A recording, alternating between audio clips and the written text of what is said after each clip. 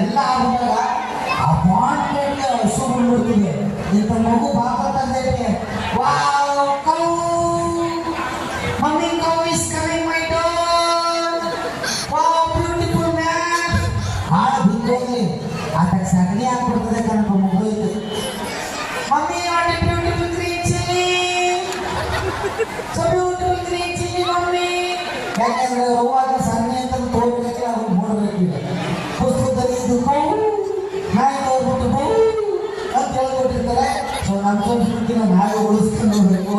ಈಗ ನೋಡಿ ಮದುವೆ ಮನೆ ಬಂದೀವಿ, ಇರೋರಿಗೆಲ್ಲ ಒಂದು 2 ಮನೆ ಮದುವೆ ಆಗಿಲ್ಲ.